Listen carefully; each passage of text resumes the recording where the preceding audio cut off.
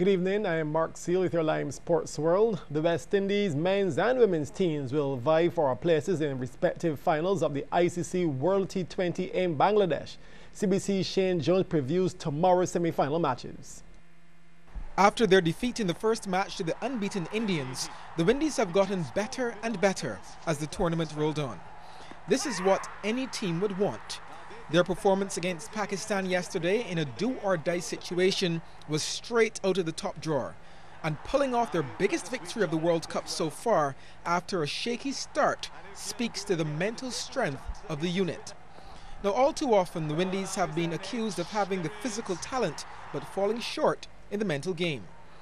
The West Indies will be facing a Sri Lankan team out for revenge. You would remember they were the ones the Windies defeated 2 years ago to lift the trophy they are currently defending.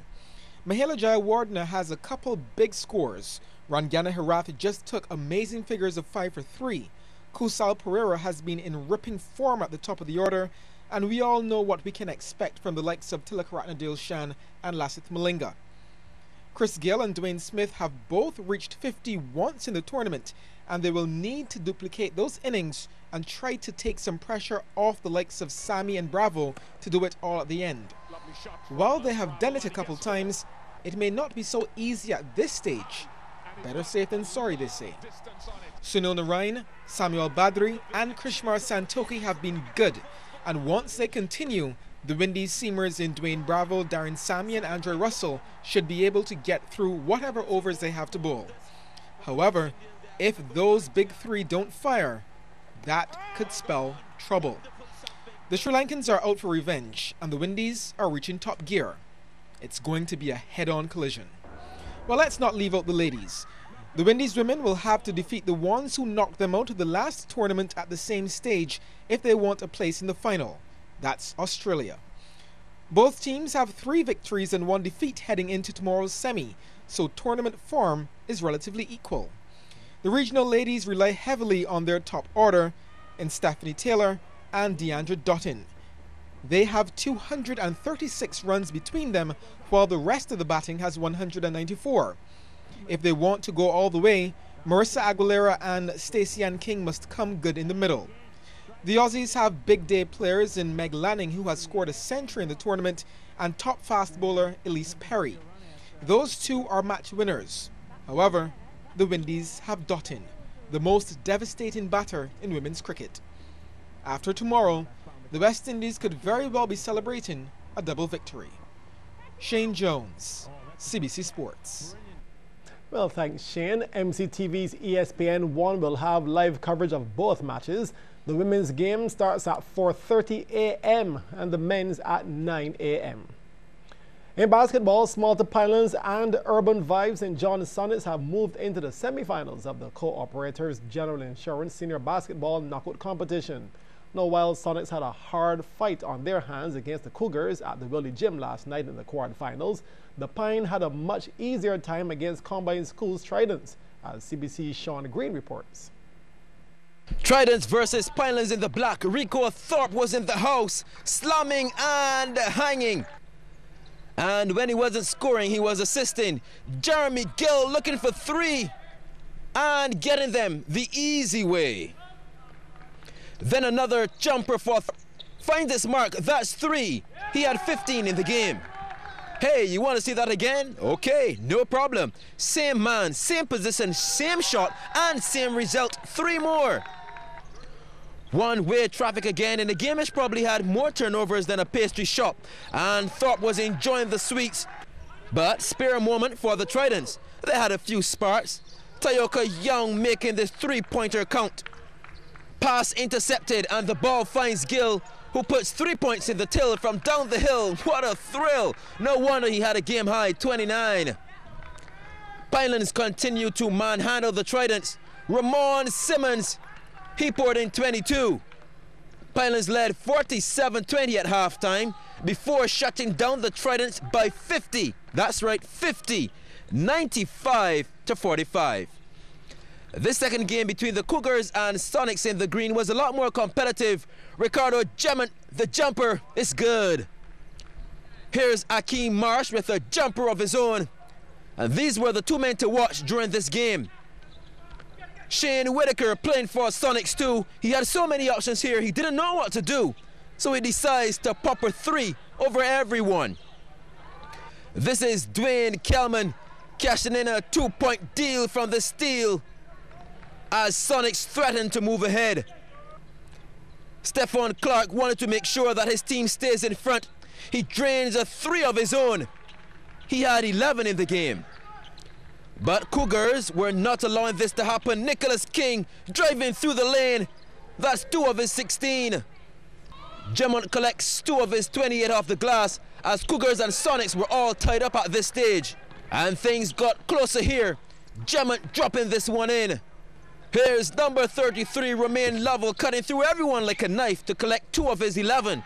As the Sonics came away with a narrow 1-point win, 82-81. Sean Green, CBC Sports. There are no injuries or niggles in the Barbados camp for the big ITF Davis Cup World Group semi-final clash against El Salvador this weekend. Now set for the tennis center, Barbados are expecting a tough task against a visiting side who hold a 4-1 record against them. We've been working on some particular game plans that we're going to try to employ. We know this team very well. All these players have played against El Salvador already, and so we know what we'll be up against, and we'll try to come up with some game plans to counteract and hopefully come up victorious. They are not bad on hard courts, but I think we are better at sea level. We're much better at sea level, and we'll be able to execute our plans a lot easier down here. And on the hard court, it's definitely our favorite surface. We're born and raised on hard court, so we'll be very comfortable playing come this weekend. Now there seems to be mutual respect as El Salvador's team captain Marcelo Arevalo said the Barbados team has improved tremendously. I play Hayden and Darian a couple of times in the futures and in like Pan American games. I think I play Hayden in the Pan American games. I think they have a good team now, better than the one we played last year in El Salvador. They beat Chile. I think Chile was one of the better team in Group 2. They have like 3 or 4 players in the top 400, 300. So I think they did a big win. So we know it's gonna be tough for us. But as everyone knows, we are like a fighter team. We fight it like all matches. That's what we do. So I think we're gonna do it again. And the draw for this weekend semi-final will be made tomorrow at the Barbados Olympic Association.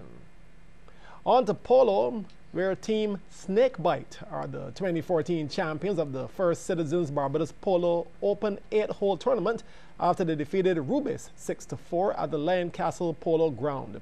David Ashby struck 3 times for the winners, with Christian Chavez scoring twice and Richard Dean once. Meanwhile, in the subsidiary final between the 2 losing semi-finalists, Bulova and ICBL, it was ICBL who reigned supreme 6-3. CBC's Damien Best reports on that game.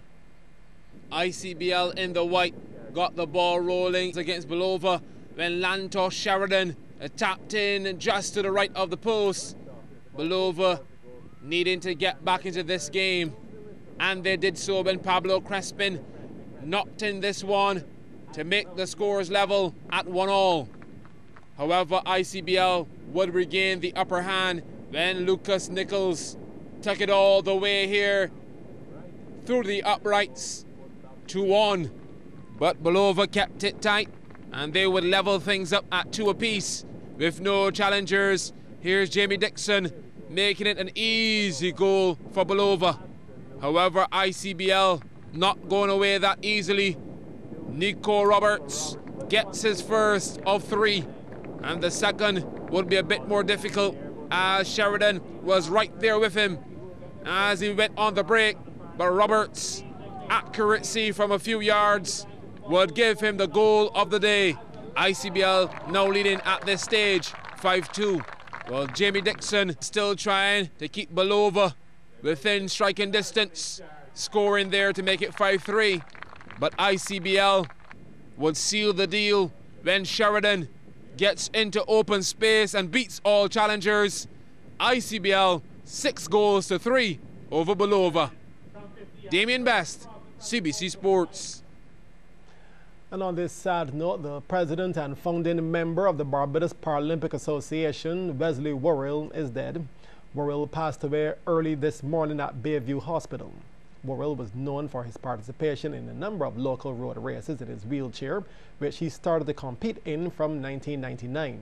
He also represented Barbados all over the world: Trinidad and Tobago, England, Germany, Japan, Korea, Switzerland, Ecuador, and Portugal. Now, one of the main highlights of his career was placing second in the Masters category of the London Marathon in 2009.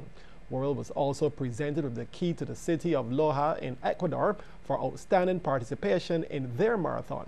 And in 2006, he won the MESA Award, that's the Men's Educational Support Association, for outstanding contribution to Paralympic Games. He leaves to mourn his wife Maureen, who is the secretary of the Paralympic Association, and also 3 children.